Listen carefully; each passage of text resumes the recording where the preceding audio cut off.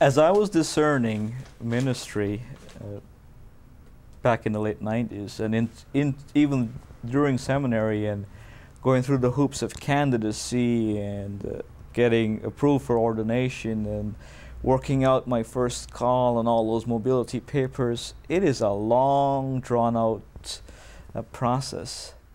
But I would have to use a word that Pastor Bob Fritsch from Our Savior Jamaica uses a lot in his workshops for evangelism.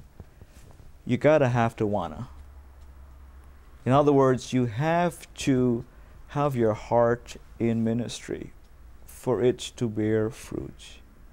We may not see the fruits of some of these seeds that we're planting right now. As far as I'm concerned, I don't care to see them.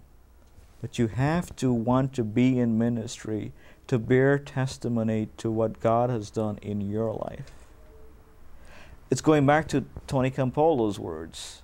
After what Jesus did for me, there isn't anything I wouldn't do, especially when it comes to discerning, is God really calling me to a full-time ministry, professional ministry in this light? 6 funerals versus 2 baptisms. You can't express the joy sometimes in seeing that. Do we hurt at times of death? Yes, we do. But we certainly live for those new baptisms, the newly baptized.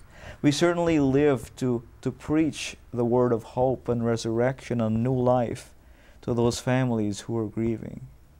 And that is what ministry is all about. It is about bringing hope to those who are certainly in need, or those who are despairing, those who seem to be lost but just don't know where to connect or how to connect and when to connect. You gotta wanna.